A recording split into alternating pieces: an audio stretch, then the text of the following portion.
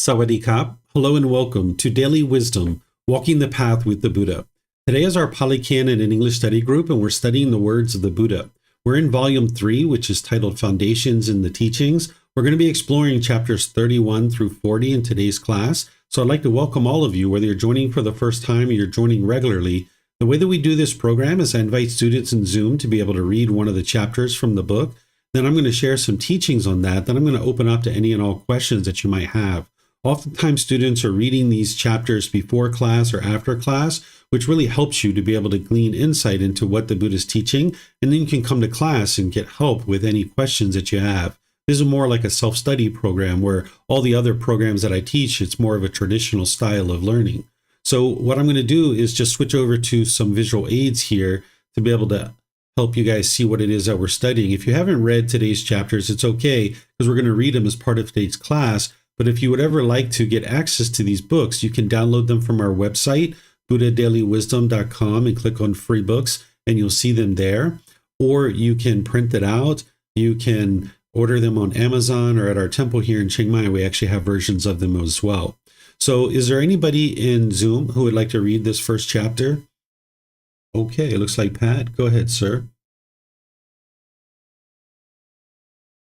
Craving, desire is the root of discontentedness. Whatever discontentedness arose in the past, all that arose rooted in craving, desire, with craving, desire as its source, craving, desire is the root of discontentedness. Whatever discontentedness will arise in the future, all that will arise rooted in craving, desire, with craving, desire as its source, for craving, desire is the source, is the root of discontentedness. Whatever discontentedness arises, all that is rooted in craving desire has craving desire as its source. For craving desire is the root of discontentedness. Thank you. Okay, thank you, sir. So as you guys have learned, what the Buddha is doing is helping you to get to this point where the mind is completely peaceful, calm, serene, and content with joy, where you've eliminated all the discontent feelings, all the anger, sadness, frustration, and all those other feelings can be completely eliminated. But in order to be able to do that, you need to understand what's causing it. You wouldn't be able to eliminate these feelings if you didn't understand what's causing it. So the way the teachings of the Buddha are is he's going to help you to learn something intellectually, but then he invites you to reflect on it, to verify it yourself, and then to practice to be able to see the truth for yourself. So in the Four Noble Truths, those four simple statements that you learn when you're first starting on the path to enlightenment, you learn the problem in the mind, the cause of that problem, the elimination of it, and the path forward. And you independently verify that as your first kind of entry into the path to enlightenment. And you can see, if you really look at it and peer into it, that it's your own mind that's causing these feelings, that it's the craving, the desire, attachment, the longing, the yearning, the wanting and expecting. So we learned that in the Four Noble Truths, but then the Buddha also comes at it from different angles so that a student can see it from all these different angles. So the Four Noble Truths just kind of lays it out for you. But here he's helping you to see any discontentedness you experienced in the past, it came from craving, desire, attachment. Any discontentedness you experience in the future, it comes from craving, desire, attachment. Whatever discontentedness you experience, it's all rooted in craving, desire, attachment. So under no uncertain terms, you can see very clearly what's causing these feelings. And then you can apply the tools and the techniques that the Buddha shares in order to be able to eliminate it. And that's the ultimate goal of this path. So here the Buddha is just making it utterly clear, coming at it from a different angle so that there's no misunderstanding in the mind that somehow there's something else that's causing these feelings. Because oftentimes in the unenlightened state, we blame other people for what it is that we experience. But you can see this for yourself if you've peered into it, and you can have a real breakthrough. So let me know what questions you guys have here on this chapter, where the Buddha is just making it very clear what's causing these discontent feelings. You can put that into Facebook, YouTube, or Zoom in the comment section, or in Zoom, you can electronically raise your hand, unmute your microphone, and ask any and all questions that you like.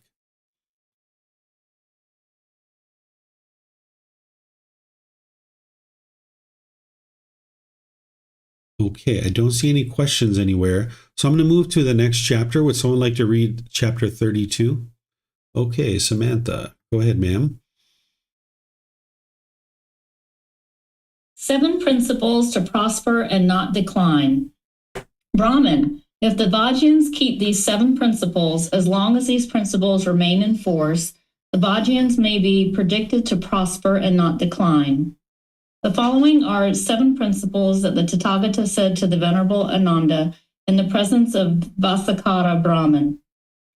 Ananda, the Vajrayans hold regular and frequent assemblies. Ananda, the Vajrayans meet in harmony, break up in harmony, and carry on their business in harmony. Ananda, the Vajrayans do not authorize what has not been authorized already, and do not abolish what has been authorized, but proceed according to what has been authorized by their ancient tradition.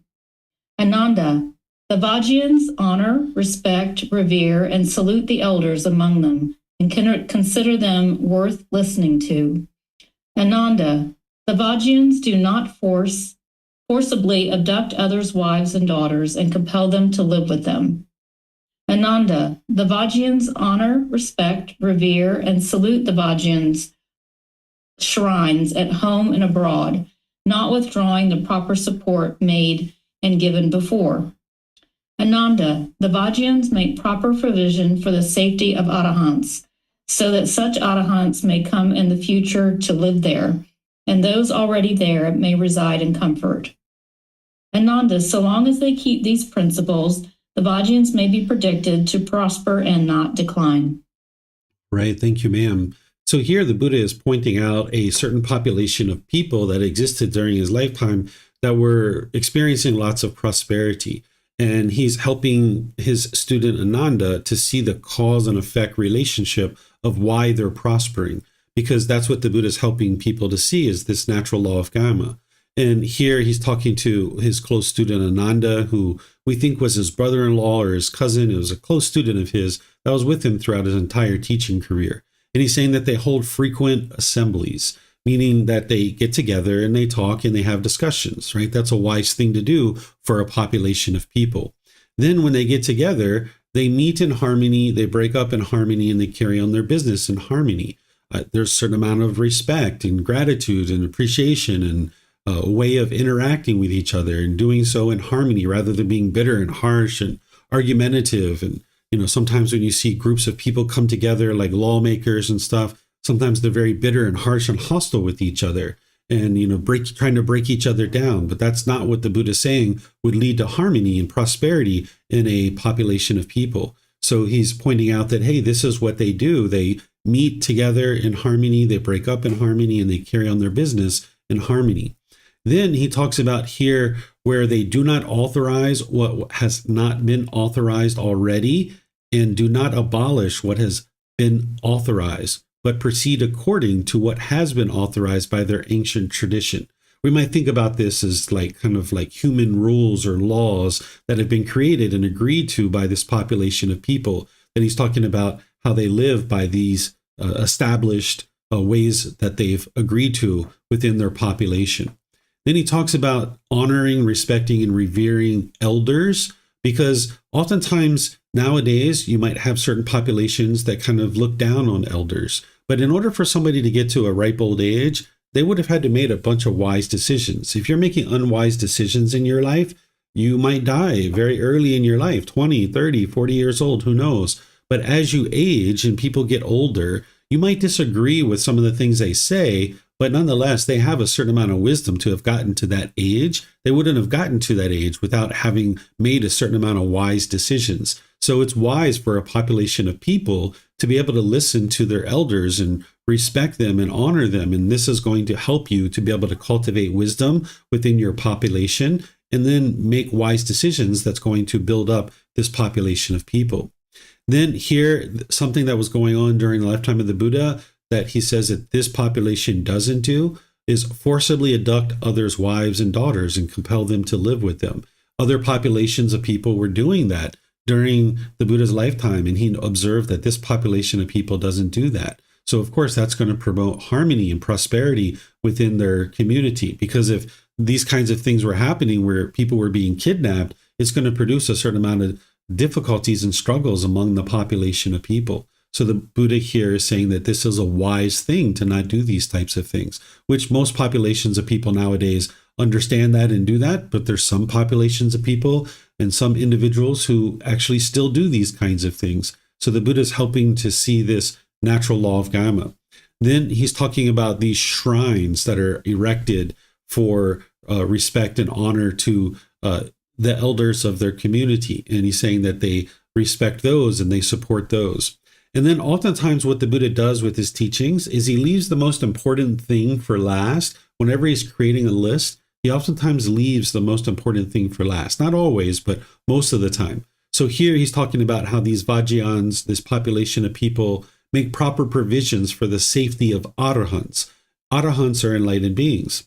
So that arahants or enlightened beings may come in the future and live there, and those already there may reside in comfort. Because having enlightened beings within your population of people is the very best thing that could ever happen for that population of people. Because now that those individuals who are enlightened and in your population, they're going to be interacting with people in wise ways. And that wisdom that they're practicing and the way they make decisions on a day-to-day basis, it's going to ripple throughout the community. So even let's just say an enlightened being goes to a cashier at a store and is very polite and kind and friendly and respectful. And now the other people that are waiting in line hear that person speaking in that way. And maybe they choose to be influenced by that, and now they make decisions to function that way too. So the more enlightened beings you have in a population, the more it's going to ripple throughout the community. And now there's going to be this wisdom that exists in the community for more and more people to get to enlightenment. So if a population of people is making it comfortable for enlightened beings to be able to come there and be interested to be there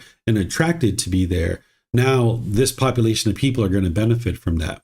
So during the lifetime of the Buddha, he was pointing to this population of Vajrayans as kind of like a closer society to practicing a more ideal way of living in harmony as a group of people.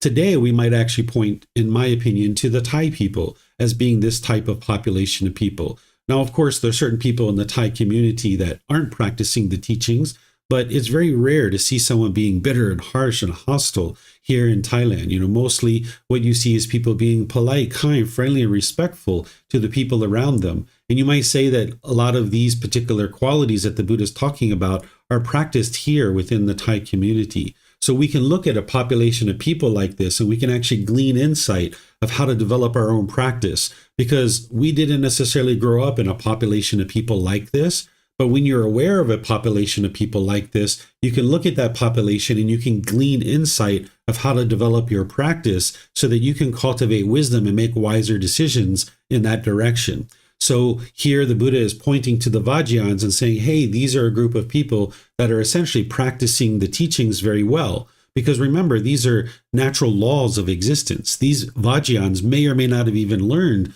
from the Buddha, but they're the natural laws. And the Buddha can see that this population of people are practicing the natural laws. And now for him to point this out to his students would be able to look to that population of people and glean insight and wisdom to be able to then improve their own practice. And that's what I would recommend for the people here that are interested in understanding about the Thai population, is that you can look at the Thai people and you can glean insight from how they choose to practice the teachings. And now that can help you become wiser about what would be wise in terms of your day-to-day decision-making through observing a population of people that are practicing the teachings more closely.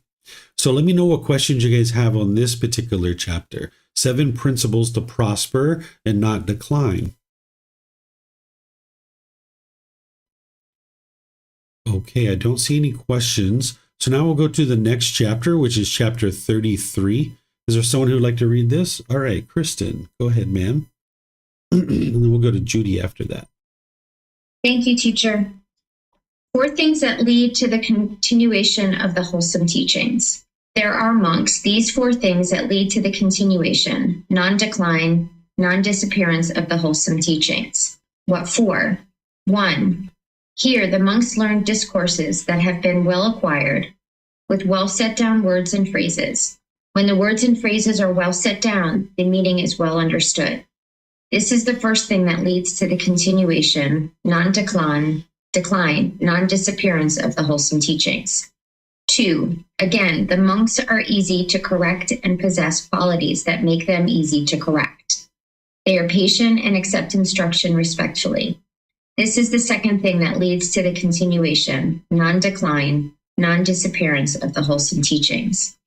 3, again, those monks who are learned, heirs to the heritage, experts on the teachings, experts on the discipline, experts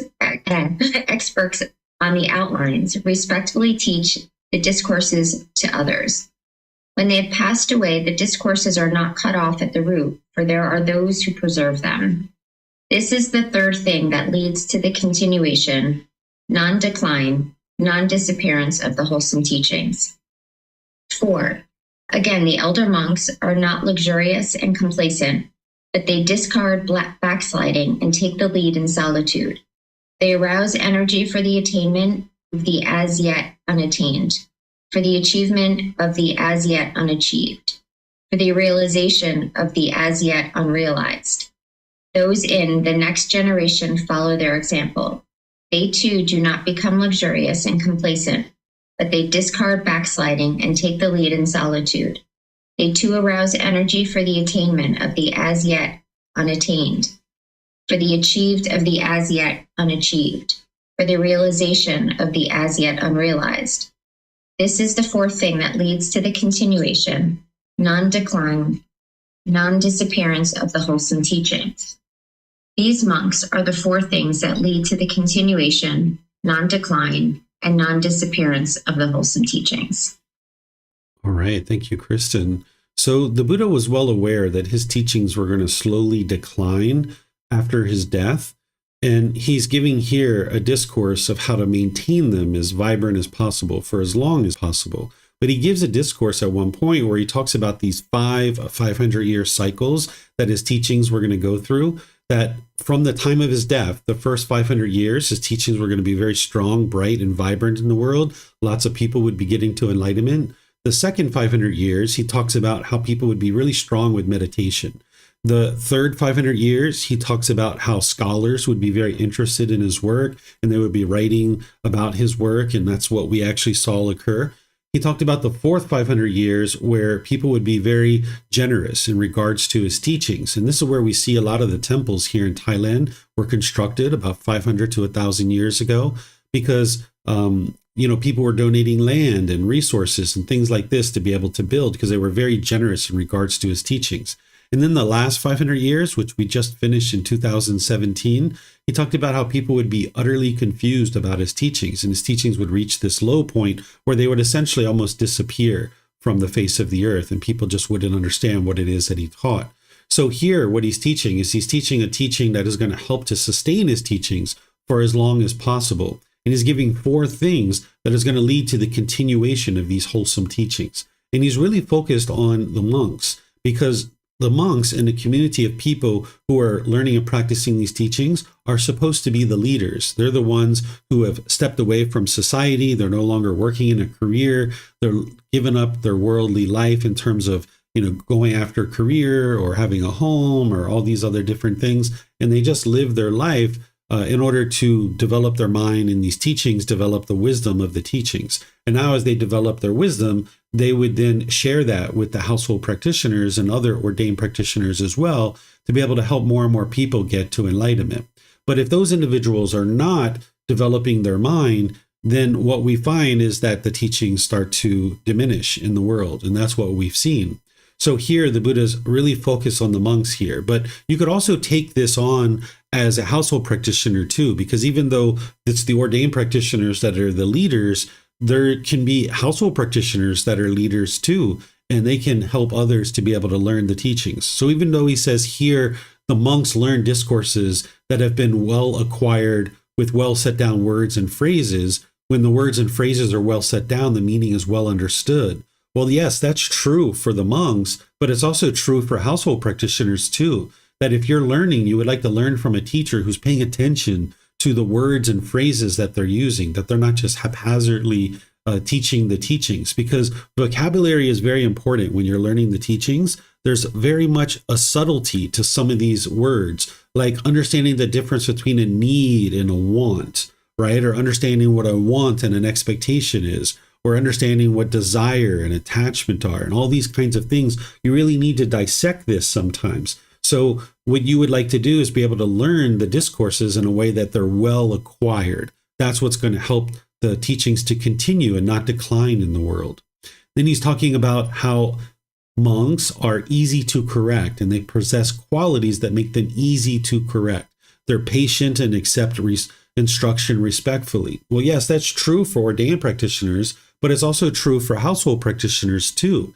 That in order to get to enlightenment, you're going to need teachers and guides. There's only one kind of person that would be able to get to enlightenment without teachers and guides, and that would be an actual Buddha. And that type of person is very rare in the world. The last one that the world is currently aware of existed over 2,500 years ago.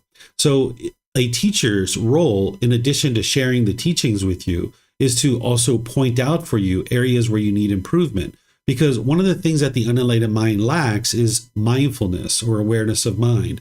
And of course, it lacks the wisdom of how to make its way to enlightenment. So what a teacher's doing is, yes, sharing with you the intellectual understanding of the teachings so that then you can reflect on those to independently verify it and practice it.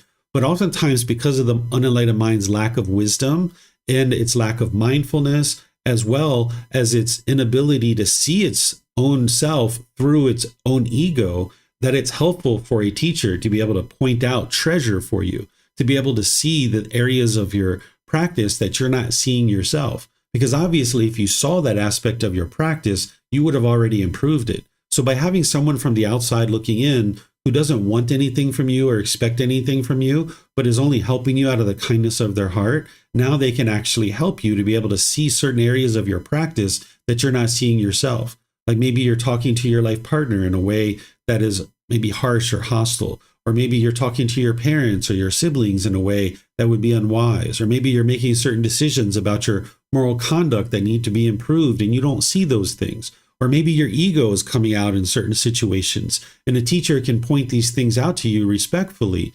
But if the student doesn't receive the instruction respectfully and they're not willing to make improvements to their practice, now that's going to allow the teachings to decline in the world. Because the thing that's going to keep the teachings the most bright and most vibrant in the world is to have countless people get to enlightenment. If you have lots and lots and lots and lots of people getting to enlightenment, the teachings will be very strong and bright and vibrant in the world. Because once your mind understands the teachings that it takes to get to enlightenment, you will never forget those teachings.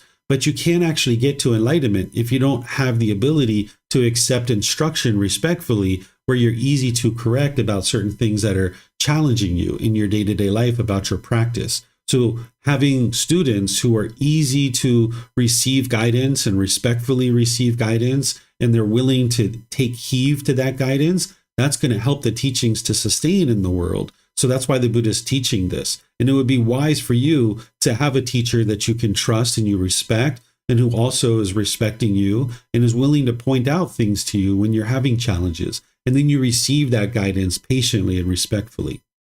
Then he talks about here individuals who are learned, heirs to the heritage, experts on the teachings, experts on the discipline, experts on the outline, respectfully teach the discourses to others.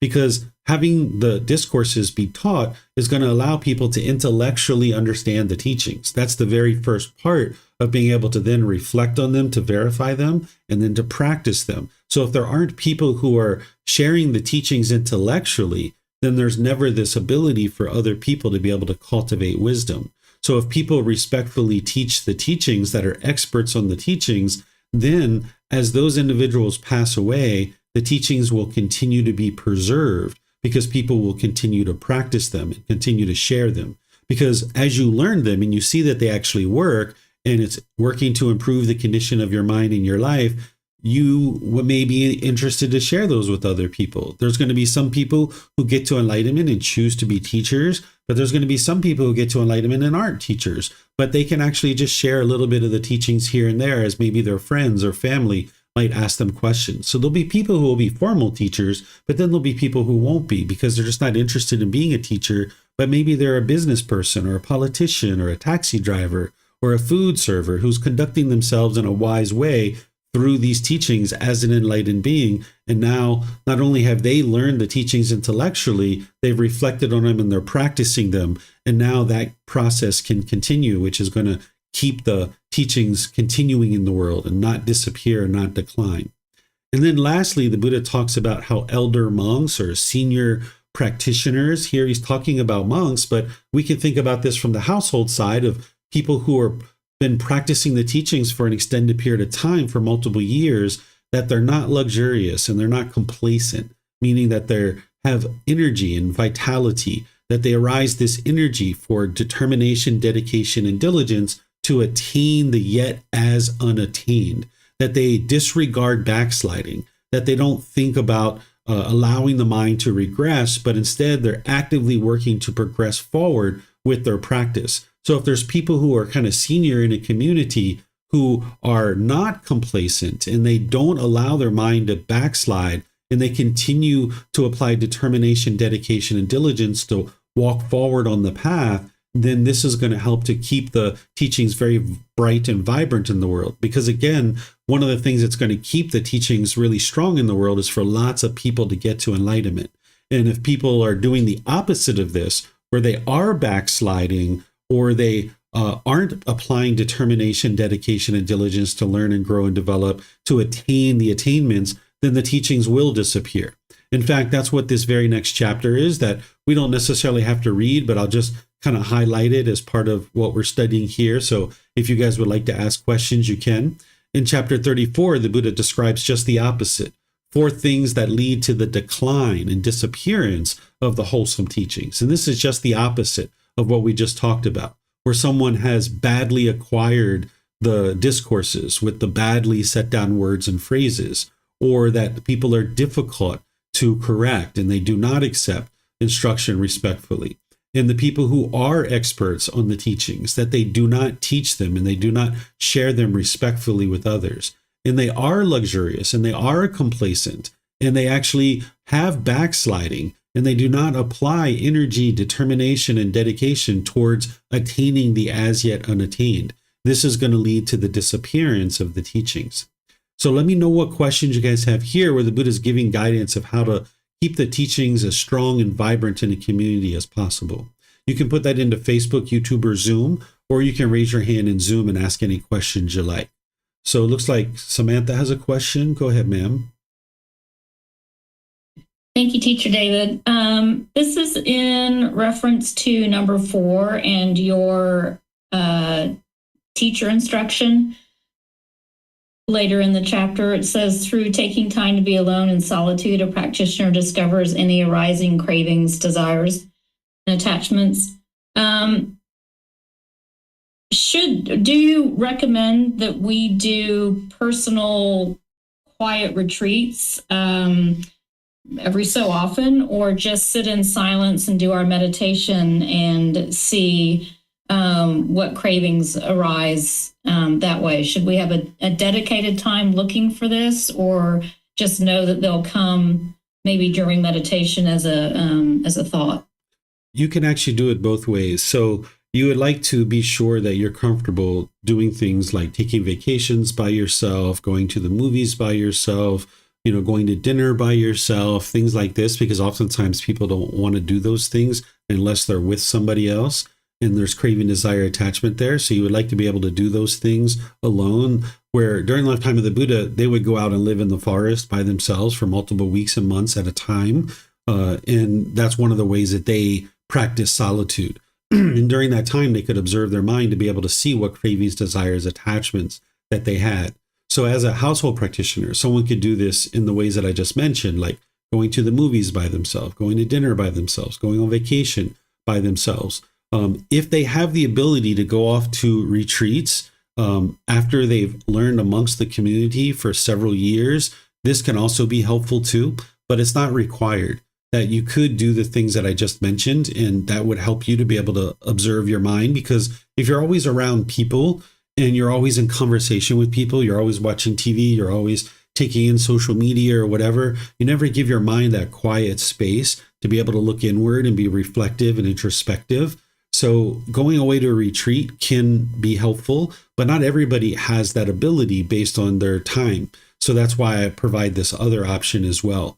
But I would only suggest someone going away to a retreat after they've spent a certain amount of time to develop their practice to be able to understand the teachings. Because when you go away to these retreats, typically you don't have your mobile phone with you. You don't have that favorite pillow. You don't have that special drink in the morning that you're used to drinking. And now you kind of see what dust is in the corners of your mind. Because if you learn the teachings and you understand the role of mindfulness and applying right effort and meditation and eliminating these cravings, desires, attachments, you can do a lot of that without ever going to a retreat or anything like that.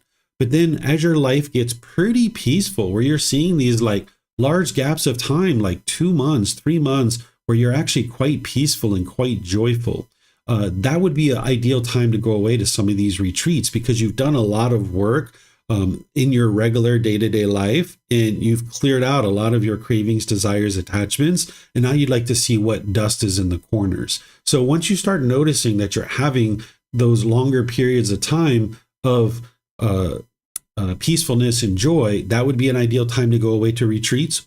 Or if in your day-to-day life you're having difficulties to see your cravings and desires, and you can't really see your mind longing, yearning, and what it's longing for, that would also be an ideal time to go away to a retreat. Or if there's certain cravings that you're having a lot of difficulties with, and living in your day-to-day life makes it difficult for you to eliminate those cravings, you could actually step away into a retreat and be in this solitude, which gets you away from those cravings and makes it a little bit easier for your mind to eliminate them. Okay, thank you very much. You're welcome. Looks like Kristen has a question. Go ahead, ma'am. Yeah, hi, teacher. Thank you. It was actually the same question, really, that Samantha just asked. It was just, what did the Buddha mean when he was saying taking the lead in solitude? But I think you just answered it. So it's actually a combination of physical seclusion, meditation, and then letting go of the cravings in the mind. So it's sort of a combination of all three. Is that correct? Yeah, what the solitude does is it helps you to not take in all the input of the senses and not have contact with so much going on around you. And it allows you to look inward more easily. Whereas if you're in your day-to-day life, you're going to the grocery store, you're going to the movies, you're doing all these different things, sometimes your mind doesn't take that time that it needs to be able to look inward. But if you can take extended periods of time of solitude, if you have that ability, now your mind has more ability to look inward. And you need to be able to do this where if you go away to retreat, a lot of these retreat centers, they have you not have your mobile phone, and you don't have your favorite pillow, you don't have your special drink, you don't have your special blanket. You can see what is your mind craving. So the real work of these retreats is actually happening outside of the retreat. That inside the retreat, you're just observing your mind and you're looking to see what is it craving, because you've stripped down your life and you don't have all these objects around you. But now after that 5 days or 10 days, however long it is that you're in the retreat, and you've taken note of all the cravings that you observed, now the real work begins when you leave the retreat to now work to eliminate that stuff, that you set aside that pillow for a period of weeks or months, or you stop drinking that special drink in the morning. And now you train your mind to let those things go. And now when your mind is just as peaceful without those things, then you can actually bring them back, because there's no harm to have that special pillow that you have.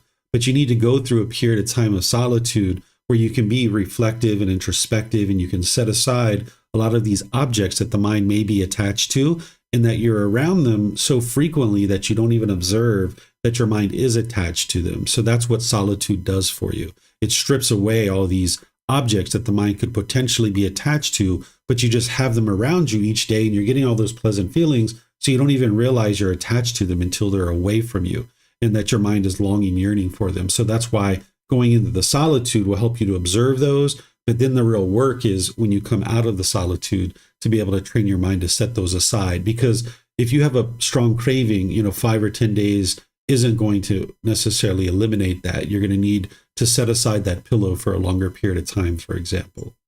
Okay. Thank you, teacher. Yeah, you're welcome. Okay, let me check if we have any other questions anywhere.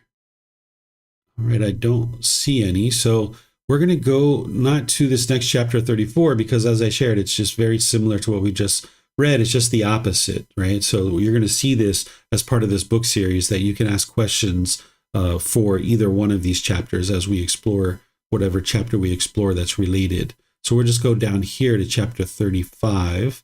And I think it was Judy who had raised her hand on that one.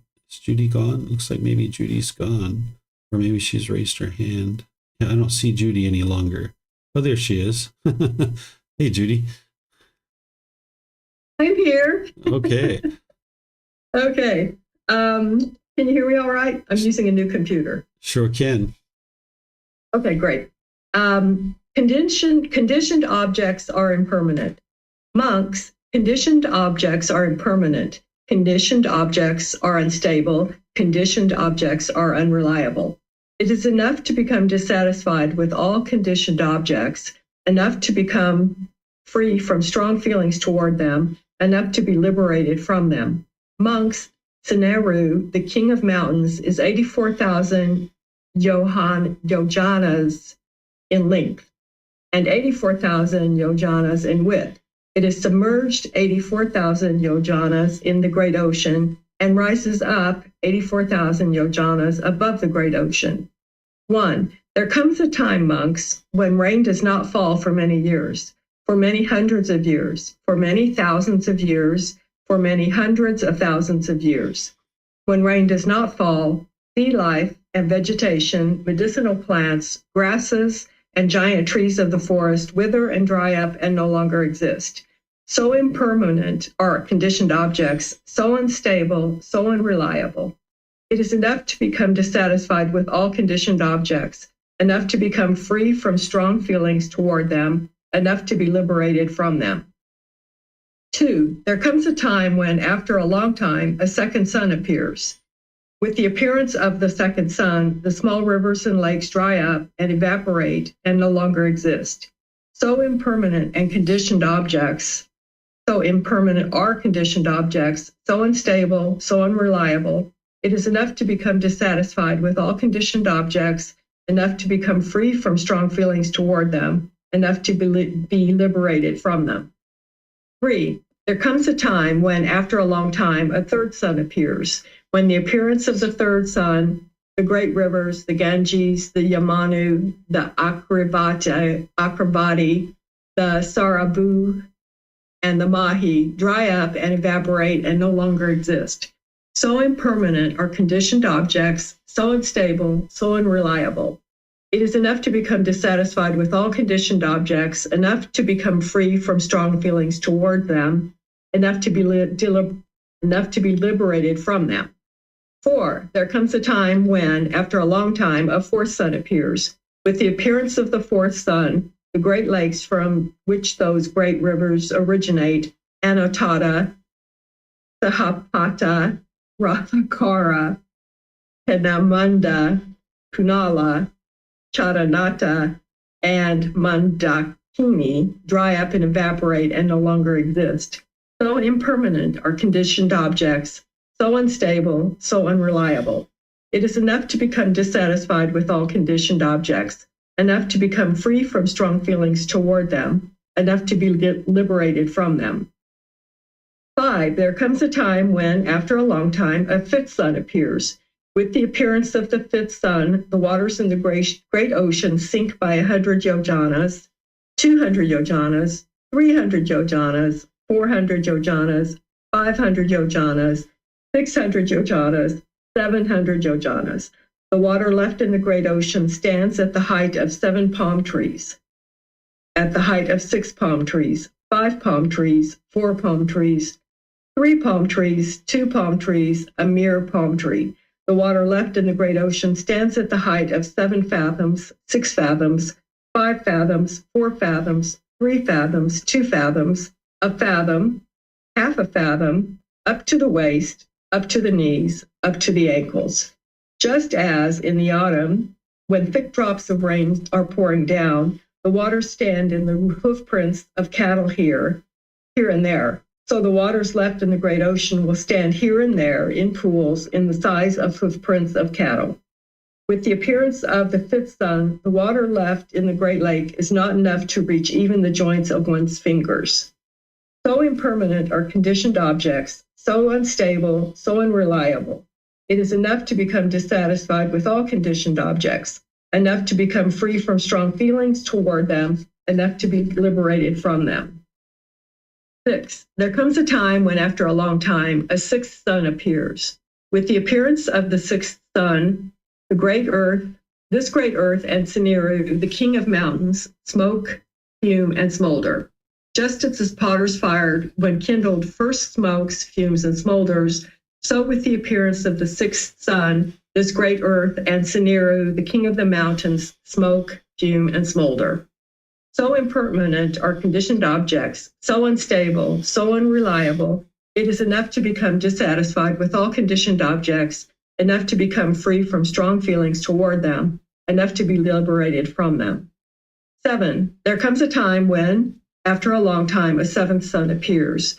With the appearance of the seventh sun, this great earth and Sumeru, the king of the mountains, burst into flames, blaze up brightly, and become one mass of flame.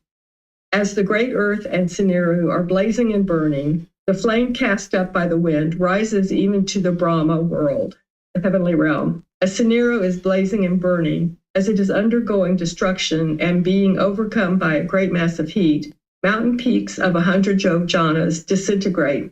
Mountain peaks of 200 yojanas, 300 yojanas, 400 yojanas, and 500 yojanas disintegrate. When this great earth and Sumeru, the king of the mountains, are blazing and burning, neither ashes nor soot are seen. Just as when ghee or oil are blazing and burning, neither ashes nor soot are seen, so it is when this great earth and Sumeru, the king of the mountains, are blazing and burning. So impermanent are conditioned objects, so unstable, so unreliable, it is enough to become dissatisfied with all conditioned objects, enough to become free from strong feelings toward them, enough to be liberated from them. Monks, who except those who have seen the truth would think or understand, this great earth and Sumeru, king of the mountains, will burn up and be destroyed and will no longer exist. All right. Thank you. Thank you, Judy. So what the Buddha is sharing here, in my opinion, is he's talking about climate change. That oftentimes when people are making predictions like this, they can't necessarily see 100% of how it's going to occur, but they're describing something very similar. So like talking about a second sun and a third sun and a fourth sun and a fifth sun, what the Buddha is talking about is how the world's going to heat up and become to the point where it's changing. And we see the evaporation of water, right? That's what he's talking about here. But the way he's describing it, he couldn't necessarily have foreseen that there's going to be combustion engines that are, producing CO2 and, all these different kinds of things. He wouldn't have been able to foresee that 2,500 years ago. So for him to think about the world heating up is to have multiple suns. And that's what he's talking about here. And he's talking about how the world is changing. The environment is changing and there's constant change. And he's talking about how the mind needs to be able to view conditioned objects as dissatisfying, right? And that the mind can eliminate its craving, desire, attachment for these things to be permanent, understanding that all conditioned objects are impermanent. They're constantly changing. Because what the unenlightened mind does is it craves permanence. It keeps wanting things to be permanent when in reality, everything around you is impermanent. And then ultimately he gets down here where he talks about, okay, who other than those who have seen the truth would understand that this earth will no longer exist someday, right? Sometimes when I say this in class and like with people who haven't really studied the teachings very closely, people are like, what do you mean humanity is not going to exist permanently? Oftentimes people are clinging and craving to that. They can't imagine humanity not being here. But we know that at some point humanity will no longer exist because we arose, we changed, and then we faded away. And the same thing with the earth, that the earth is constantly changing. So we know it's a conditioned object and it is not permanent. But oftentimes we are clinging to that and we can't imagine that it would be impermanent, but it is. It's impermanent. We can see that very clearly. It's not going to not exist as long as we're here in this lifetime, but at some point in the future, this earth is not going to exist anymore.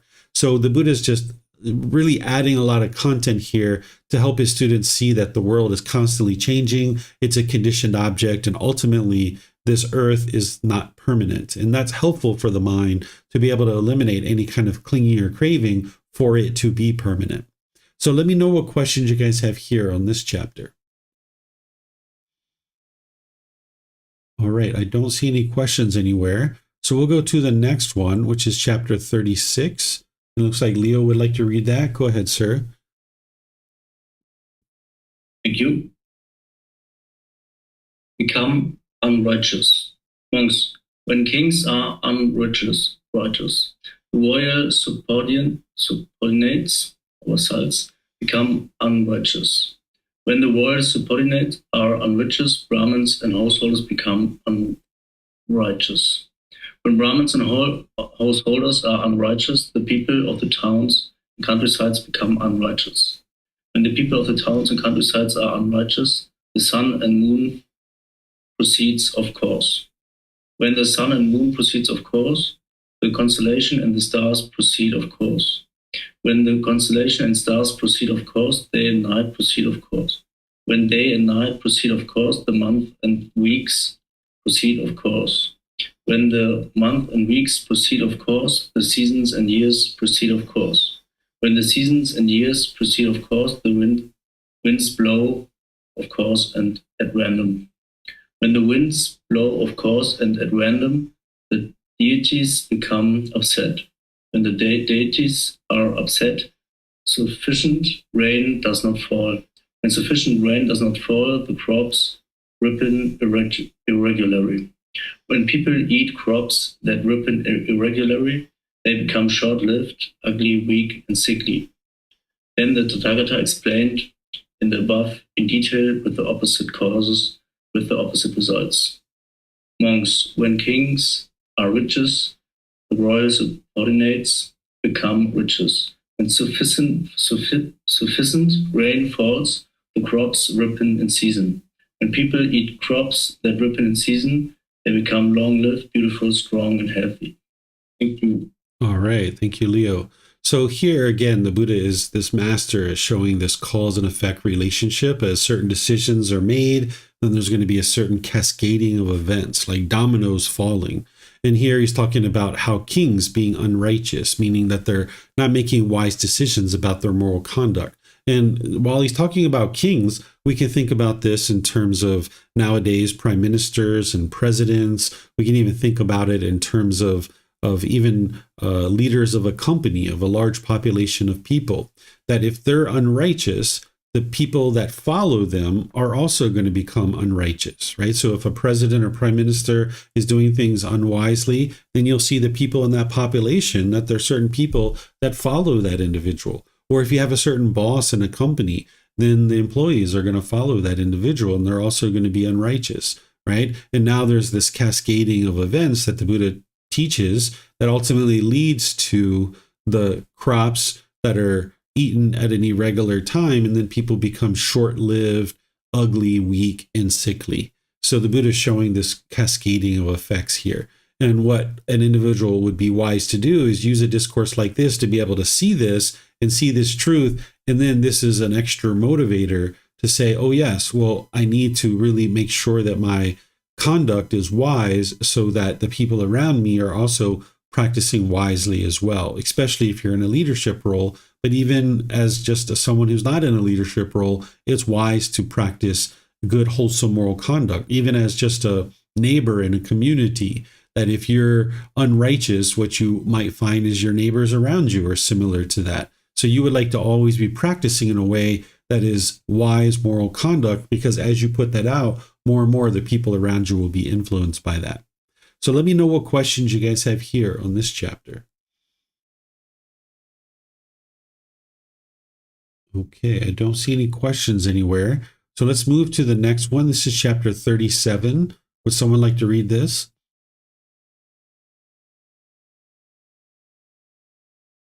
Okay, we got a couple hands here. I think we'll go with Vibhav since he hasn't read yet today, and then Samantha, we can go with you next.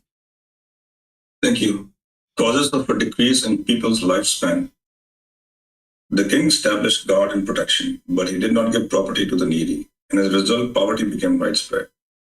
Thus, from not giving of property to the needy, poverty became widespread. From the growth of poverty, the taking of what was not given increased. From the increase of theft, the use of weapons increased. From the increased use of weapons, the taking of life increased. And from the increase in taking of life, people's lifespan decreased. the beauty decreased, and as a result of this decrease of lifespan and beauty, the children of those whose lifespan had been 80,000 years lived for only 40,000 years. Thus, from not giving of property to the needy, the taking of life increased, and from taking of life, lying increased. From the increase in lying, people's lifespan decreased, the beauty decreased, and as a result, the children of those whose lifespan had been 40,000 years lived for only 20,000 years. Thus, from the not giving of property to the needy, the speaking evil of others increased, and in consequence, people's lifespan decreased. The beauty decreased, and as a result, the children of those whose lifespan had been 20,000 years lived only for 10,000 years. Thus, from not giving of property to the needy, sexual misconduct increased, and in consequence, people's lifespan decreased. The beauty decreased, and as a result, the children of those whose lifespan had been at 10,000 years lived for only 5,000 years. And among the generation whose lifespan was 5,000 years, two things increased: harsh speech and idle chatter. In consequence of which people's lifespan decreased, their beauty decreased, and as a result, the children of those whose lifespan had been 5,000 years lived, some for 2,500 years, and some for only 2,000 years. And among the generation whose lifespan was 2,500 years, craving and anger increased, and in consequence, people's lifespan decreased. Their beauty decreased, and as a result, the children of those whose lifespan had been 2,500 years lived only for 1,000 years. Among the generation whose lifespan was 1,000 years, false opinions increased, and as a result, the children of those whose lifespan had been 1,000 years lived for only 500 years.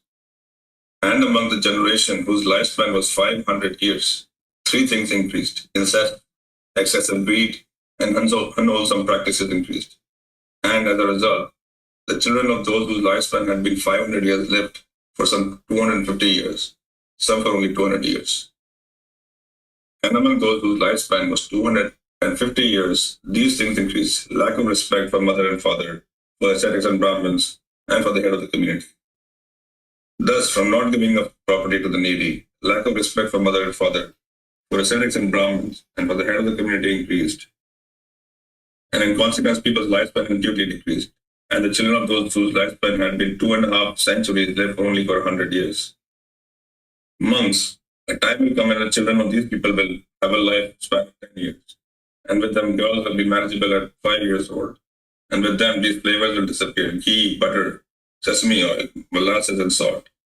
Among them, kudru grain will be the chief of food, just as rice and curry are today. With them, the 10 courses of moral conduct will completely disappear, and the 10 courses of evil will prevail exceedingly. For those of a 10-year lifespan, there will be no word for moral, so how can there be anyone who acts in a moral way? Those people who have no respect for mother or father, for ascetics and Brahmins, for the head of the community, will be the ones who enjoy honor and prestige. Just as it is now the people who show respect for mother and father, for ascetics and Brahmins, for the head of the community, who are praised and honored, so it will be for those who do the opposite. Among those of a 10-year lifespan, no account will be taken of mother or aunt, of mother's sister-in-law, of teacher's wife, or one's father's wishes, and so on. All will be promiscuous in the world like sheep, fowl, and pigs, and dogs and jackals. Among them, fierce hostility will prevail one for another. Fierce hatred, fierce anger, and thoughts of killing. Mother against child and child against mother. Father against child and child against father. Brother against brother. Brother against sister. Just as the hunter feels hatred for the beast he stalks. And for those of a 10-year lifespan, they will become a sword interval of 7 days, during which they will mistake one another for wild beasts. Sharp swords will appear in their hands, and thinking, there is a wild beast, they will take each other's lives and with those swords. But there will be some beings who do not take part in this killing. They went into hiding for 7 days. Then, at the end of the 7 days, they will emerge from their hiding places and rejoice together as one community, saying, wholesome beings, I see that you are alive. So let us now do good. And through having undertaken with through having undertaken such wholesome things, they will increase in lifespan gradually from 10 years back to 80,000 years again. And in that time, an Arahant, fully enlightened Buddha named Maitreya will arise in the world. Thank you. All right. Thank you, Vibhav. So here, the Buddha is talking about how humanity's span of existence was at one time long, and then it got shorter and shorter and shorter and shorter. This reads as if he's talking about an individual person living this long. And I understand that that's the way it reads. I don't know if that's based in translation or whether the Buddha actually taught it that way or not. But what he's talking about here is humanity's lifespan. That one individual can't live for 80,000 years or 40,000 years or any of these other amount of times that he's talking about.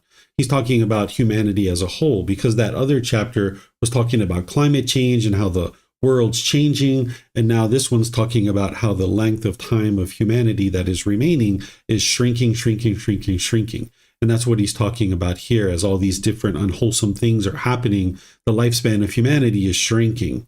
But then he talks about how there's this fully enlightened Buddha named Maitreya that will arise in the world. This is the future Buddha that Gautama Buddha predicted. This is one place where he talks about this, and he talks about it in other parts of his teachings as well. And he's giving an indication of when this individual is going to come into the world. And once this individual comes into the world and starts sharing the teachings, it's going to now produce wholesomeness in the world, because the wisdom of a Buddha, the wisdom of the path to enlightenment is going to start to ripple through the world. And now more and more people can practice that.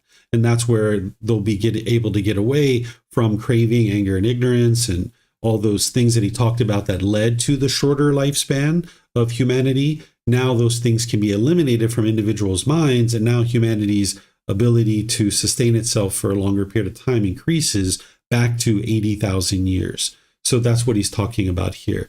This word Maitreya that he's talking about here, this means loving kindness. So this new fully enlightened Buddha, Maitreya, this word means loving kindness. So this individual is going to have an enormous amount of loving kindness and compassion for the world. That's how a Buddha decides to actually start teaching, is that they get to enlightenment by themselves. They see the impact that it has to the condition of their mind and their life. And then they have such a high degree of loving kindness and compassion for the world that they choose to actually share their teachings with others so that other people can experience that same transformation in their life. So this name Maitreya is how the Buddha referred to this individual, because of the loving kindness and compassion that it takes to actually choose to share the teachings as a Buddha. So let me know what questions you guys have here on this particular discourse. You can put that into Facebook, YouTube, or in Zoom. Okay, looks like Leo has a question. Go ahead, sir. Thank you. My question would be, is the Buddha here explaining what else we can expect in the future, that people will kill each other, family members, and so on? We see this in some parts in the world, that we see it, right, that there's a lot of trouble and people fighting and so on. Yeah, but is he saying that we will come to a point where, the world is really into chaos, but a few people, as you shared, that the Buddha is coming to the world, and then slowly but surely things are going to start to shine again. It would be just interested for me if he could see in the future and that's what he's sharing, that the world is getting into fire more and more. Yeah, know. These are all things that are actually happening right now. There's another discourse that the Buddha gave where he gave a more accurate time frame of when this new Buddha would arise in the world. And he talked about these 500-year cycles from the time of his death. And that last 500-year cycle ended in 2017. So that's like the most accurate that we have of this prediction. This is more about what's going to be happening as a lead up to that. And you can see here, like, all will be promiscuous in the world, like sheep, fowl, and pigs, dogs, and jackals, right? And he talks about, people having fierce anger and killing, their family members, essentially, right? We see these things happening now. So this other discourse that he gives a more accurate time frame, and this one where he kind of paints a picture of the types of things that'll be happening, these are all converging at this particular time. So this is what we have available to us to be able to see that. But, you getting to enlightenment is what's important. This new Buddha coming into the world, while that's wonderful for everybody, what's important is your own enlightenment and focus on that. That's what's important, rather than, not that you're suggesting that you're doing this, but rather than just sitting around and waiting for this other Buddha. Instead, just focus on your own enlightenment, and that's what is going to be helpful for you. Thank you. Yep, you're welcome. All right, Samantha, you have a question? I do. In reading your teacher notes for this chapter, so Gautama Buddha told people that he was a Buddha, but Maitreya Buddha will not, and I understand why not. Will people who are studying the path recognize Maitreya, but maybe not necessarily talk about it? I don't know that they would need to, or that it really makes a difference, but people who have studied enough and maybe understand the teachings would, suspect that someone was Maitreya. It seems like that would be possible without someone absolutely saying it, and that they would still be able to benefit from the teachings without being influenced by the possibility of them knowing that a Buddha was alive at that time. Sure. So let me just share a few things. Since Samantha's read this, maybe not everybody has. What I wrote here is I explained how Gautama Buddha shared that he was a Buddha, and he needed to share that because prior to him, people didn't know what a Buddha was. So he needed to share that, hey, I'm a Buddha, and here's what a Buddha is, essentially. So he was teaching humanity what a Buddha is. And during that time frame, there was no such thing as worldwide fame. So he wasn't trying to be famous or anything like that. He was just helping people to understand what is an actual Buddha. Where today, if an individual went out into the public and declared that they are a Buddha, right away, people would say that person's not a Buddha because they're just trying to be famous and they're just trying to get recognition. And that's their ego and arrogance and conceit. And they're not even enlightened if they have ego and arrogance and conceit. So Maitreya Buddha wouldn't go out into the public and get on the 5 o'clock news and declare that they're a Buddha. And another reason why they wouldn't do that is because one of the strengths and one of the powers of being a Buddha is that you can observe the condition of other people's minds, and then you can offer them teachings to be able to help them to be able to overcome any challenges that they're having with the various pollutions of mind. So by people not knowing who a Buddha is, they can actually observe the natural state of their student's mind. Whereas if a lot of people understood who a Buddha was, then they'd almost kind of maybe be on their best behavior when they're around that person. And it would make it more difficult for this individual to be able to help people to see the quality of their mind and overcome those challenges. Because a Buddha has just one goal in the world, which is to be able to help as many people get to enlightenment as possible. That's their only goal. They don't care about fame or fortune or notoriety or any of these kinds of things. They're just interested in seeing more and more people get to enlightenment. So this power and ability to be able to observe people's minds is like a real asset to a Buddha to be able to help people get to enlightenment. And that's their ultimate goal, because that's what's going to sustain their teachings in the world, is by helping lots and lots of people get to enlightenment. So with Maitreya Buddha coming into the world, if people were studying with that individual and they were seeing, criteria that lead them to think that this person is Maitreya Buddha, they might come to that conclusion on their own. And then what Samantha's asking me is, would they maybe talk about it amongst themselves? If they do, that's a choice for them to make. But Maitreya Buddha wouldn't be interested in, diving into that kind of thing, because this individual would be interested in seeing lots of people get to enlightenment. And one of the things that can happen if people start to realize that they're studying with a Buddha is that they can have conceit that comes up in their mind and like, look at me, I'm studying with the Buddha. Aren't I so great? And now that hinders them from being able to get to enlightenment. Or they might think that they're studying with Maitreya Buddha, and then they do that for a while and they think that for a while, but then their doubt kicks in and they start having all this doubt. And now they maybe go away from the teachings because they're doubting, these teachings or so forth, or the individual, whether that individual is truly a Buddha. Oftentimes people think, why me? Why would I have the ability and the fortune, the good fortune to be able to study with an actual Buddha. So whether people talk about those kinds of things or not, that's up for those individuals to decide. But just keep in mind that what Maitreya Buddha would be interested in is just helping people get to enlightenment. And if people choose to talk about it, that's a choice for them to make. But it's important to watch over the mind and make sure there's no conceit that comes into the mind, or that there isn't this doubt that kind of pervades the mind, because that is something that can occur too. So during the time of the Buddha, he did tell people that he was Buddha, and it seemed to improve the quality of life for those who knew that. How is that different than now? Other than the fact that maybe now we more fully understand the impact, like maybe back then people didn't understand the significance of studying under Buddha. Like what, it just seems like we're being protected more with not knowing the identity of Maitreya than previous people were when they were with Gautama Buddha.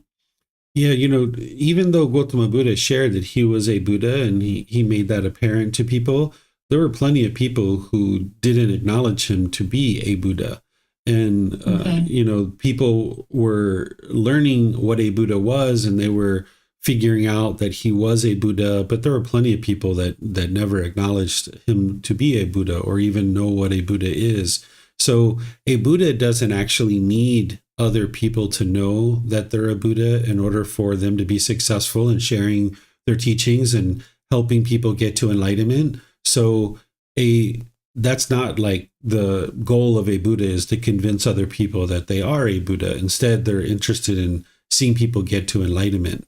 And it's not contingent on people knowing that that person is a Buddha. Instead, that individual who's a Buddha would be interested more in focusing people on their own growth and their own development, rather than confirming that, yes, this person is a Buddha. Because even if that person who's a Buddha came out and said, hey, by the way, I'm Maitreya Buddha, or whatever that person might say, now people would just have to believe it, right? Because they wouldn't have any way to independently verify that. But if a Buddha just starts sharing their teachings and just starts helping people get to enlightenment, and does that in a humble way without any interest in people knowing that they're a Buddha, then that's also actually, in my opinion, more powerful, because then people can see like, oh my goodness, this person's teachings are leading to this enlightened mental state, and now their students are aware that this person is a Buddha or potentially a Buddha, and they can see that that person isn't even interested in acknowledging that they are a Buddha or convincing other people that they are a Buddha, and they can see the practice of being humble through that individual. Because maybe somebody might think if they're a Buddha, they would go out and tell everybody about that. But an actual true Buddha wouldn't do that. And then their students can see, wow, this person is really practicing humbleness here, to not even be interested in sharing with people that they are a Buddha. And that can help them to then develop their practice to eliminate conceit about other aspects of their life. So you can't really independently verify that someone's a Buddha until after their death, if you follow the three criteria. Because you would have to actually see that they've preserved their teachings for future generations and whatnot. You can't really verify it when they're alive. Right. That would be the 100% confidence that someone is a Buddha after they're dead. That's why, like today, people know, like, yeah, he was the Buddha, right? Because we're 2,500 years after his death. Where during his lifetime, there wasn't nearly as many people that understood that he was a Buddha. But there will be people during the lifetime of a Buddha that will see the writing on the wall, so to speak, and they will see enough of the criteria that they're like, all right, we know that this person's a Buddha. But again, at the end of the day, what it really comes down to is that you're learning and you're practicing and you're getting to enlightenment. And if you are studying with a Buddha, wonderful, right? That's like the best thing that could ever happen for you. And if you're not, but you're actually at least making progress on the path, then that's wonderful for you as well. So there will be people during the lifetime of a Buddha that will see enough of the writing on the wall that they'll know that person's a Buddha. But it won't be 100% confirmed for the masses of people until that person is actually dead. Okay, thank you so much. You're welcome. All right, looks like Viphav has a question. Go ahead, sir. Thank you, David. I just had a question on, like, we have all these other teaching, not like the original teaching, but like all these other Buddhist teachings or forms of Buddhism that prevail in the world. And they all say that people they'll lead to enlightenment from with their own practices, right? There are all these different practices. And people who actually study those teachings and practice them, they actually believe that they're getting to enlightenment. And if you like a lot of the like you see if some from some other practice, some monk dies or something, they say, oh, the monk has reached parinirvana. And so all these people actually really believe that what they're doing is they're leading what they're doing will lead to enlightenment. They actually believe that they may not get to in this life, but they'll get to enlightenment in a different life.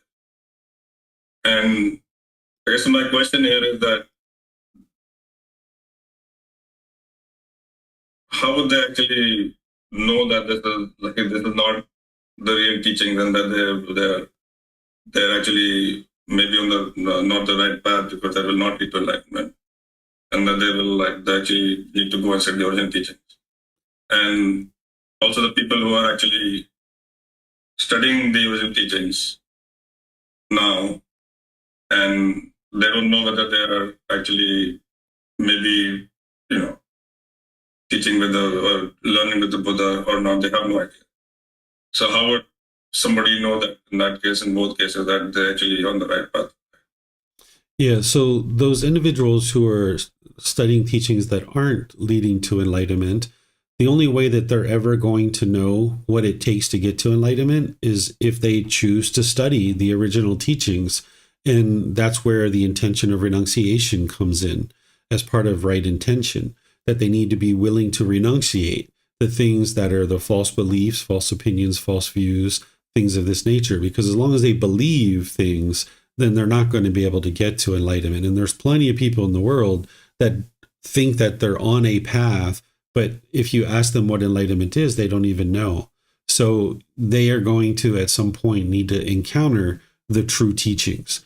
And in order to do that, they're going to need to have some level of reduction of ego and conceit, realizing that they don't know what they don't know. They're going to need to practice some level of renunciation to be willing to even consider looking at a different collection of teachings other than what it is that they're currently looking at. For people who are actually studying the true teachings, the way that they're going to know that they're actually studying the true, real teachings is they're going to see improvement to the condition of their mind and their life. Because as you're studying the true teachings, you'll be able to independently verify each individual teaching as you're making your way forward on the progress of the path. And then you're going to see improvement to your mind, that there's going to be situations where you're once angry and frustrated or irritated, and you're going to see that your mind's not experiencing that anymore. Or you're going to see certain relationships starting to improve and clear out, and you're starting to experience improvement there. So that's how you'll know that you're studying the true teachings, is that you can independently verify them, and that as you're applying them in your day-to-day life, you're seeing improvement to the condition of your mind in your life. Okay, thank you. You're welcome. Okay, Mayuli on Facebook is asking a question. A teacher, would the new Buddha be known as Maitreya? What would that be his birth name? The Buddha referred to him as Maitreya, and a lot of people think of him as Maitreya. But because a new Buddha isn't interested in other people knowing who he is, or in this case, he's not going to go around and declare that he is Maitreya Buddha, and he's not going to have the name Maitreya Buddha, meaning his birth certificate isn't going to say Maitreya or anything of that nature. An individual who's a Buddha, they would have gotten to enlightenment by themselves without the help of any teachers or any guides. They would then dedicate the rest of their life to sharing their independently discovered teachings with countless people. And countless people are going to get to enlightenment during that person's lifetime. Then they're going to preserve their teachings in such a way that countless more people are going to get to enlightenment after their death. These are the main three criteria of what makes a Buddha a Buddha. And as you might encounter an individual like that, if you encounter someone like that in this life, and you can start seeing the writing on the wall, you might start to have confidence that that person is Maitreya Buddha. But that's something for you to decide on your own, because that individual isn't going to declare that they're actually Maitreya Buddha. It's up to other people to be able to see that truth for themselves, and then they can be confident in what they've discovered and what they've figured out. But then at the end of the day, they still need to get to enlightenment. Studying with an actual Buddha would be the very best thing that could ever happen for you.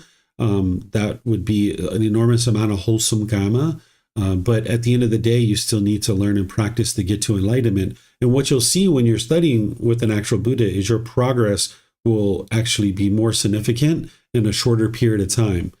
Because you're getting the pure teachings of what exactly it takes to get to enlightenment, you're going to see significant progress in a short amount of time, especially if you're applying dedication and diligence to be able to learn and practice the teachings. You'll see more improvement because they're the actual true teachings. Okay, I don't see any other questions anywhere. So I'm going to move to this next chapter. There was a lot that I shared here in that chapter. This is chapter 38. Is there someone who would like to read this one? Okay. Oh, I think we were going to go to Samantha, actually, Leo, and then we'll come to you next. Sorry, got a little queue established here. Someone else can read. I was just volunteering because no one else had. Okay. Do you want to go, Leo? Would you like to go, Leo? Sure, thank you, Samantha. Oh, you're welcome. Craving anger and ignorance. Monks, wanderers of other communities may ask you, friends, there are these three things. What three? Craving, greed, anger, hatred, and ignorance, delusion, unknowing of true reality. These are the three. What, friends, is the distinction, the disparity, the difference between them? If you are asked this, how would you answer? Monks, if wanderers of other communities should ask you such a question, you should answer them as follows. Craving greed, friends, is slightly blameworthy, but slow to fade away. Anger, hatred is very blameworthy, but quick to fade away. Ignorance, delusion is very blameworthy and slow to fade away. Suppose they ask, but friends, what is the reason unarisen craving arises and arisen craving increases and expands? You should answer an attractive object. For one who attends carelessly to an attractive object, unarisen craving arises and arisen craving increases and expands. This, friends, is the reason unarisen craving arises and arisen craving increases and expands. Suppose they ask, but what, friends, is the reason unarisen anger arises and arisen anger increases and expands? You should answer a repulsive object for one, a repulsive object. For one who attends carelessly to a repulsive object, unarisen anger arises and arisen anger increases and expands. This, friends, is the reason unarisen anger arises and arisen anger increases and expands. Suppose they ask, but what, friends, is the reason unarisen ignorance, unknowing of true reality, arises and arisen ignorance increases and expands? You should answer careless attention. For one who attends carelessly, unarisen ignorance arises and arisen ignorance increases and expands. This, friends, is the reason unarisen ignorance arises and arisen ignorance increases and expands. But what, friends, is the reason unarisen craving does not arise and arisen craving is abandoned? You should answer an unattractive object. For one who attends carefully to an unattractive object, unarisen craving does not arise and arisen craving is abandoned. This, friends, is the reason unarisen craving does not arise and arisen craving is abandoned. Suppose they ask, but what, friends, is the reason unarisen anger does not arise and arisen anger is abandoned?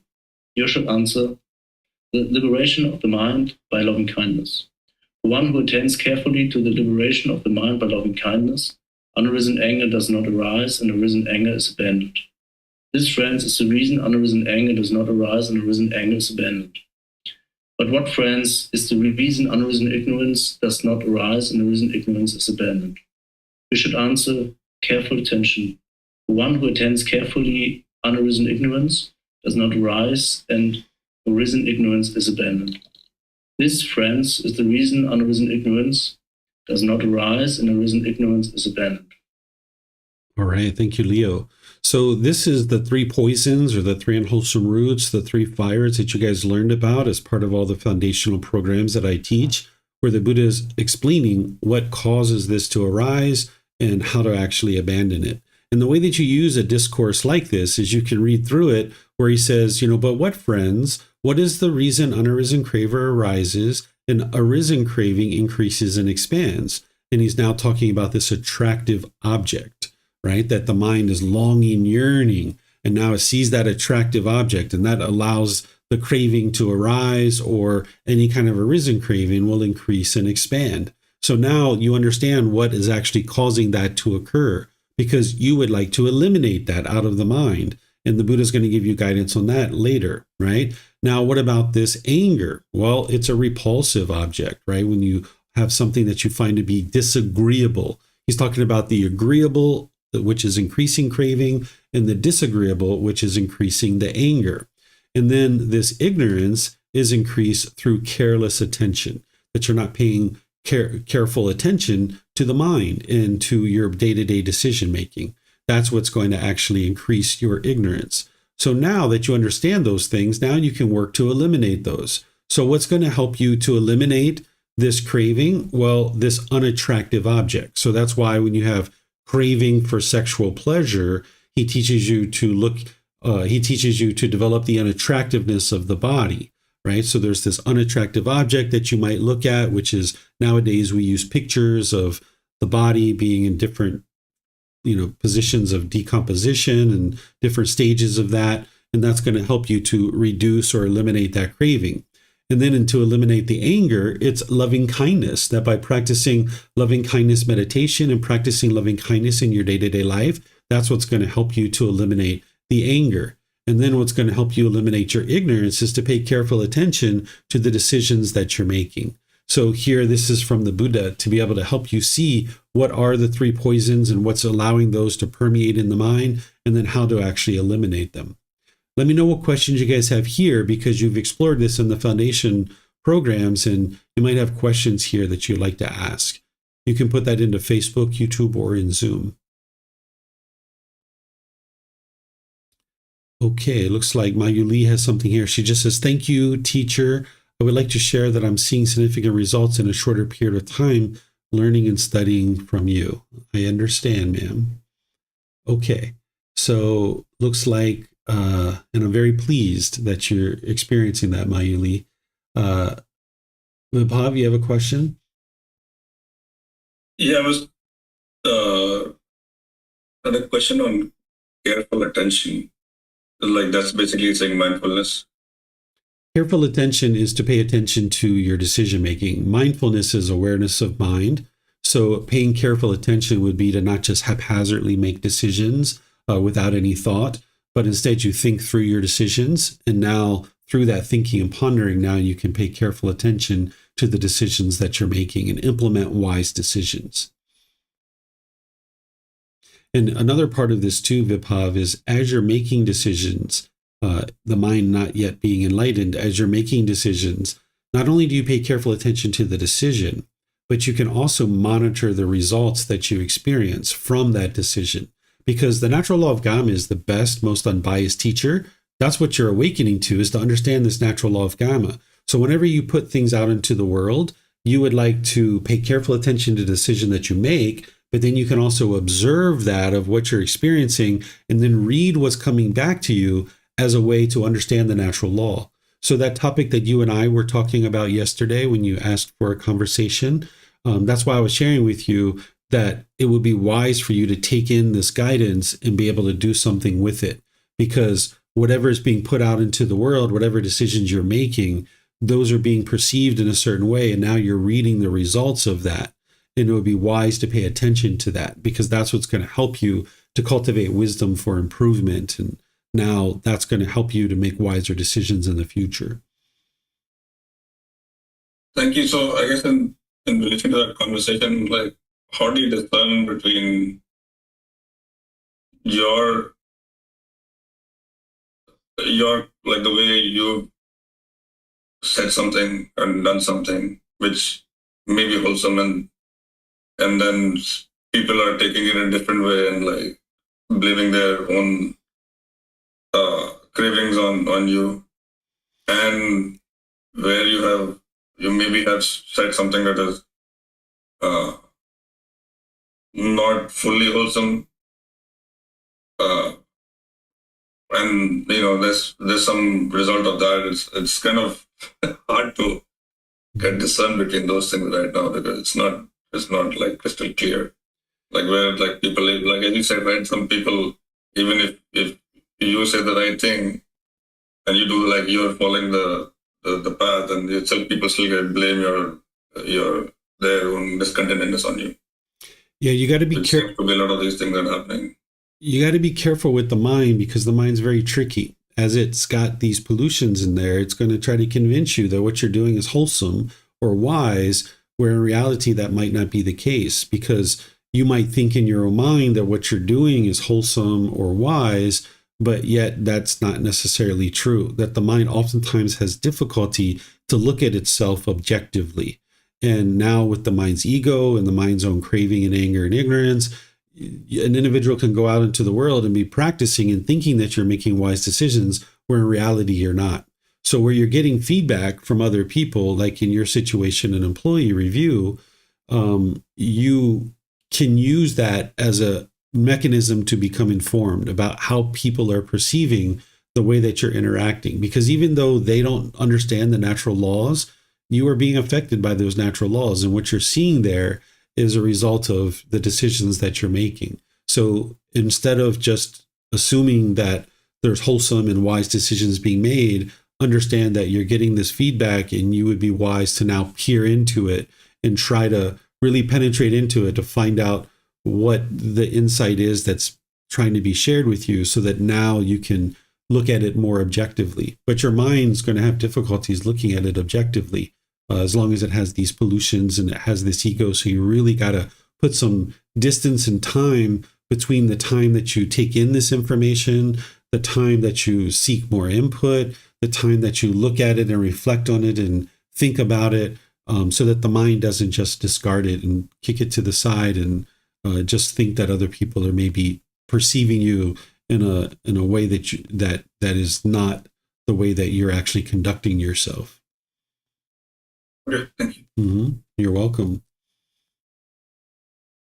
Okay, I don't see any other questions, so let's go to chapter 39. It looks like Pat would like to read this one. Go ahead, sir. 8 qualities are fit to share this message. Monks, a monk who is possessed with 8 qualities is fit to share this message. What are the 8? Herein, monks. 1, a monk is a listener.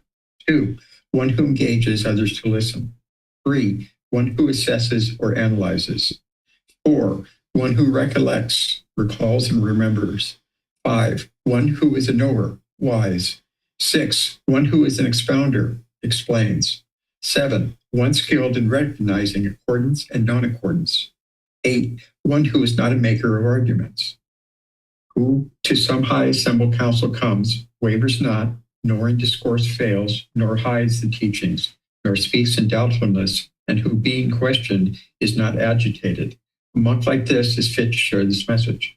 Thank you. All right. Thank you, Pat. So what this discourse is all about is the Buddha is talking about who would make a good teacher, who would make a person who could go out into the world and share these teachings in a way that would be helpful to other people. And why he's saying a monk here, it could actually be a household practitioner too, but he's saying this individual would be a good listener, right? In order to share these teachings, you're going to need to be able to listen to your students and be able to understand the challenges and difficulties that they have. So an individual would need to be a listener.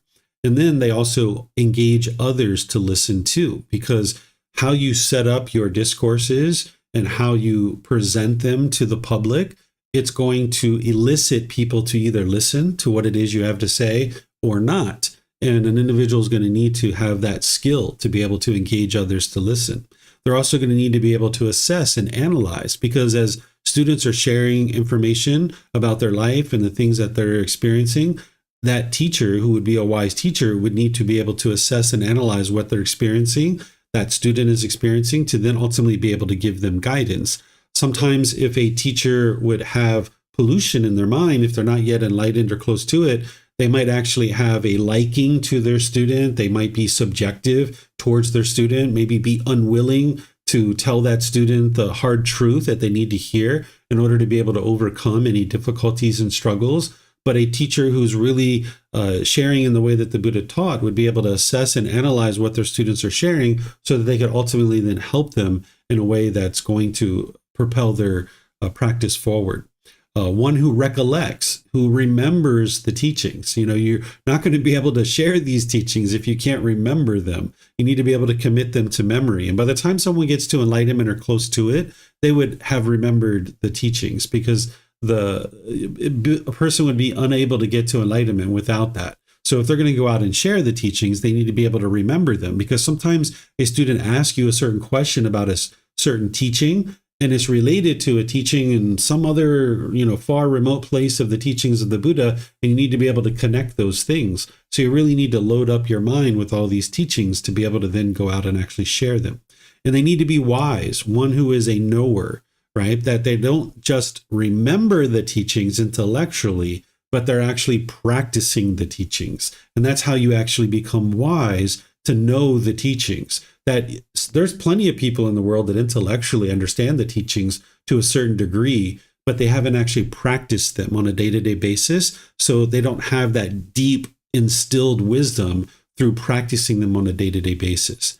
And then an individual would need to be an expounder, that they're not just explaining what's in the discourses themselves and in the teachings themselves, but they can expound upon that with examples and helping students to be able to understand it and look at it from different angles.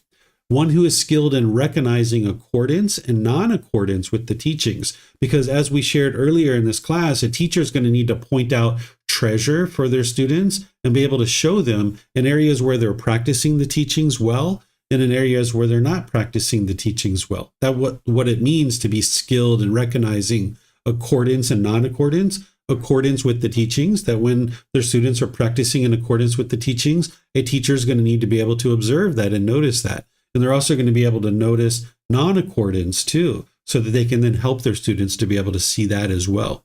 And then also one who is not a maker of arguments. If you're constantly in conflict with certain people around you, this is the mind having craving, desire, attachment, having anger, hatred, and ill will, and having a certain amount of ignorance or unknowing of true reality. And if you're going out into the world to share the teachings of the Buddha and you're creating arguments, then people are going to be disinterested in learning from you. So these are the 8 qualities that the Buddha is saying, this is what makes a teacher to be someone who can be effective at sharing the teachings with others.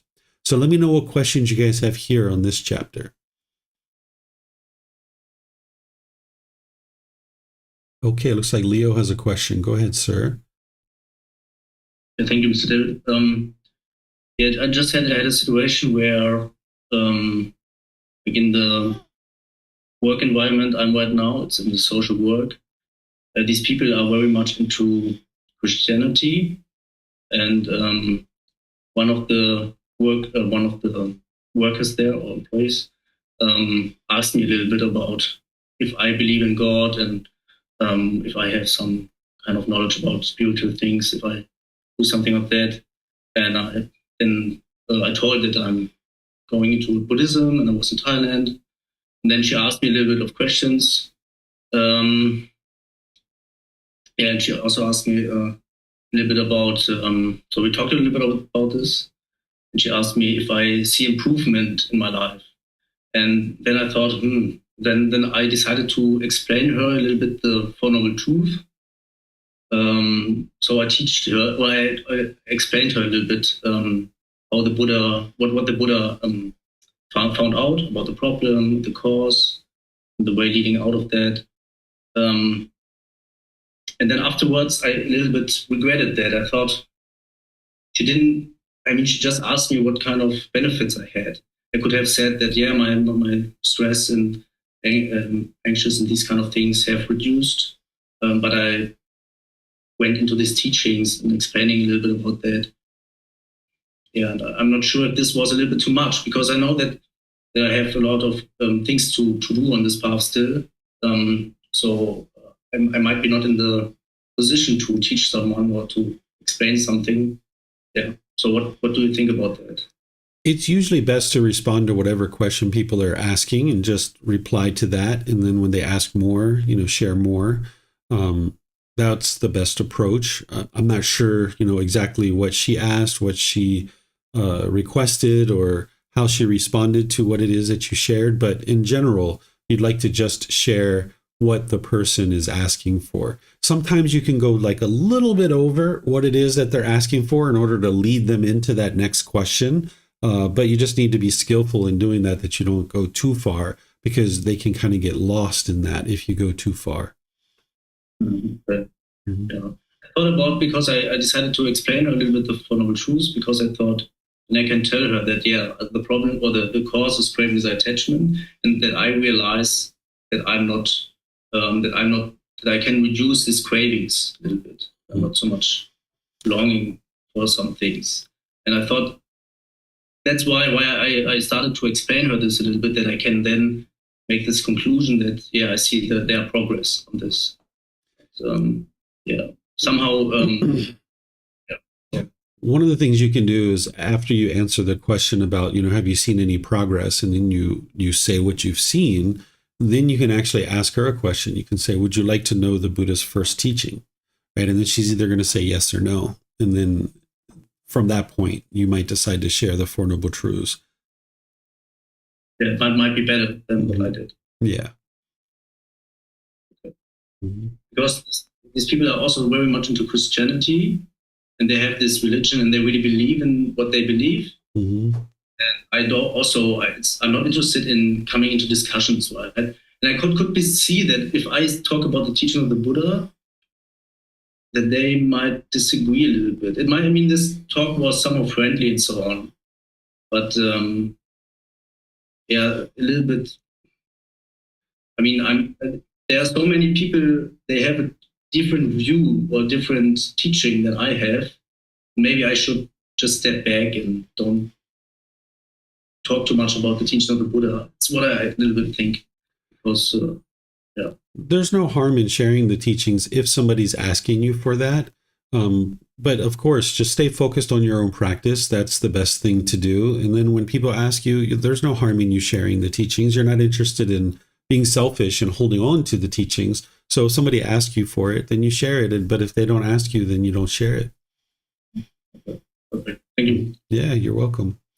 All right, Vibhav, go ahead, sir. I had also like a similar, similar experience to as Leo. Like when somebody asked me about the teachings, I tend to go into a long discourse about Four Noble Truths and then Eightfold Path. And I was wondering if it's better to think of something more concise and explain, rather than go deep into going all the way into trying to explain the whole Eightfold Path to them, because that's really long, and they will probably, they don't seem interested and understand something, but I think they still get lost maybe in the details of it. Yeah, I know that you're in business, Vibhav, so maybe you've heard of this. I have a feeling you have, where they talk about an elevator pitch. You know what that is? Yeah. So that's not that you're pitching someone, not that you're trying to convince anybody of anything, but that's usually the best way to start out with somebody. If they're like, hey, don't you practice the teachings of the Buddha? And you're like, yeah, I sure do. Right? You just stop like that. And they're like, well, what are they all about? Well, it's to heal from what hurt you so that you never need to hurt again. You'll be able to get to the point where your mind's completely peaceful, calm, serene, and content with joy. And you stop, right? You just have that little elevator pitch. And now see if they're asking for more. right? And more and more and more, and then just kind of start expanding your answers a little by little by little by little like that. When you have craving in your own mind to share the teachings, you'll find it very hard to do that. But when you don't have craving, you'll be able to do those little elevator pitches and then just make them a little bit longer and longer and longer because they're asking for more information.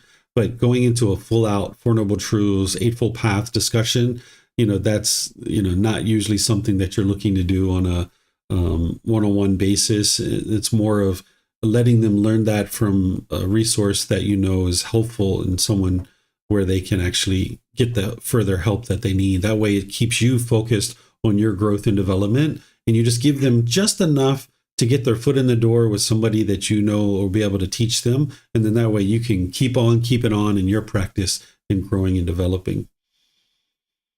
Yeah, thank you. Yep, you're welcome. All right. I don't see any other questions anywhere. So let's go to this last chapter here, chapter 40. Is there someone who would like to read this one? Okay, Kristen, go ahead, ma'am. Thank you, teacher. I will not speak a falsehood, even as a joke. Even so unwise and empty, Rahula, and a recluseship, life practice of those who are not ashamed to tell a deliberate lie. So too, Rahula, when one is not ashamed to tell a deliberate lie, there is no evil. I say that one would not do, therefore, Rahula, you should train thus. I will not speak a falsehood, even a joke. Okay, thank you, Kristen. So you guys probably learned this as part of the 5 precepts. When I share the 5 precepts in all the foundational classes, I also share this teaching as well, because the Buddha teaches in the 5 precepts to be a truth speaker, reliable, dependable, but not a deceiver of the world. Because if you're out there lying, it's coming from craving, desire, attachment, and it's going to produce unwholesome results for you, that people are going to discover those lies. And now when they discover those lies, then you're going to have difficulties and struggles in your personal, professional relationships. Where here he's teaching his son Rahula, which sometimes people think the Buddha left his family and never came back, which isn't actually true. He actually spent time with his family, and many of them came to ordain with him. He's teaching his son to not even tell a lie as part of a joke. Because if you can imagine this individual, the Buddha, who's sharing teachings, and if on the side he was telling jokes that had lies, people wouldn't know whether to trust him when he was actually sharing his discourses or not. So you can actually get to the point where you're also telling jokes that don't have lies. And what you'll find is those jokes are oftentimes a lot more challenging to be able to create and then deliver. But as you get used to this, it becomes easier and easier. And you'll notice that people actually laugh at them more. Whereas if you're out there telling jokes that have lies in them, people aren't going to know whether to trust you when you're actually telling, having regular conversation. So you'd like to get to the point where you're not even telling a lie as part of a joke. And this is a helpful way for you to practice. And another part of this discourse that can also help you, that I don't usually talk about during the 5 precepts, is here where he says, so too, Rahula, when one is not ashamed to tell a deliberate lie, there is no evil, I say, that one would not do. Therefore, Rahula, you should train thus, right? That you would like to get to a point where you understand that if people are willing to tell a deliberate lie, that means there's other evils that they're willing to do. So if you have people involved in your life that they're telling lies, that means that there's other evils that they're going to be willing to do too. So as you're interviewing candidates to work with you, as you're maybe selecting a life partner, as you're making decisions about who to involve in your life as friends and people like this, you would like to know whether or not people are being truthful. Because if they're not being truthful, that means that there are other evils that they're willing to do. And now that's going to create difficulties for you when you're in relationships with those people. So you're not interested in judging them or looking down on them, but you would like to look at the way people talk. And if they're telling deliberate lies, not just lies as jokes, because there's a lot of people who do that, and otherwise they're truthful, because this is a level of practice that the Buddha is teaching us to be able to get to enlightenment. But you would like to pay attention to people who are telling deliberate lies, because that's giving you some insight into how this person makes decisions. And now what the Buddha is sharing with you is there's no evil that they would be unwilling to do. So you would like to get to the point where you're not telling jokes that are falsehoods. And also, as we're talking about jokes, it's important not to be degrading and diminishing in your jokes, degrading and diminishing to others, or degrading and diminishing to yourself either. You would like to be sure that you're not doing that. So that way you can have jokes that are bright and cheerful and uplifted and wise, and people can really laugh at them. But then also you can use this discourse to help you realize that as you're interacting with people and you notice that they're telling lies, you might think really thoroughly of whether or not to include that person in your life, whether they're an employee, a life partner, a friend, or so forth. Because if they're lying, there's other unwholesome things that they're willing to do too. And now that's going to cause challenges for you in your day-to-day relationship with them. So let me know what questions you guys have here on this discourse. Okay. I don't see any questions anywhere. So, it looks like maybe Vibhav has a question. Go ahead, sir. Yeah, so this is something I discussed with you, and some of the people I work with, like, they have more problem like lying. In sense, like, and I said to me that you can lie too, and I said I do not really like to lie. So, and this kind of also then build like trust issues, because I cannot trust what they're saying because I don't know when they're lying, and this has happened kind of multiple times. So, like, how do I kind of handle that situation? You said that they told you that you could lie too? Yeah. Oh, okay. So just because people are saying that, you need to know what's wise and unwise, and then make the decisions for yourself. And if you have a lot of people who are lying around you, that gives you indication that maybe you're not interested in continuing to work at that place, right? Because if that's like a standard protocol of business, that they're regularly lying, it would be very difficult for you to build up a career at that type of place. Yeah, I mean, I think we discussed about this as like people are just no problem like lying or trying to just get what they want. Like, this is just like yeah. Yeah. Okay, thank you. That's what the unenlightened mind does, is it'll lie because it has a craving. And if you're noticing that there's a lot of that going on, and that's a regular standard way of working, then you would be wise to consider working somewhere else. Okay, thank you. Mm-hmm. You're welcome. All right. Well, I'm just going to end class the way I typically do by thanking all of you guys. Thank you for reading. Thank you for your questions. Thank you for even just participating to be able to learn the teachings of the Buddha, because it's helping you, it's helping those close to you and all of humanity. Next week, we're going to be in the next 10 chapters, which is chapters 41 through 50. I'm going to be traveling starting on Monday, but my plan is to be able to teach this class all the time that I'm traveling. But when I'm traveling, you never know. There can always be a hiccup here or there. Impermanence can happen. So if a class isn't happening, I would post it in Facebook if I have the ability to do that. And because I've taught these classes many times, if there's any that I can't teach, there's a recording somewhere on YouTube that you'd be able to watch and learn in that same class. But my plan is to be able to teach all of these classes as I travel. But undoubtedly, when I do travel, there's typically a class or two that I end up not being able to teach, because as I'm traveling from one place to the other, there can be traffic, or there can be challenges with getting food, and maybe the schedule didn't happen as the way that I thought it would, where when I'm here in my hometown, I have more of a kind of a normal way of working, where when I travel, there's a lot more impermanence involved. So don't be surprised if I'm not able to teach a certain class. So if you show up one day and I'm not here, then just look to Facebook or look to the YouTube channel, and you'll be able to see the videos where I've taught this same class in the past. But my intention is to teach all of them. Tomorrow in our group learning program, I'm going to be in Volume 1, Chapter 5, which is titled The Eightfold Path, the Path for All Humans to Enlightenment. So if you haven't learned that, or you need a refresher on that, that'll be a good opportunity for you to do that either at 9 a.m. or 9 p.m. tomorrow. And then, of course, we have our 6:30 p.m.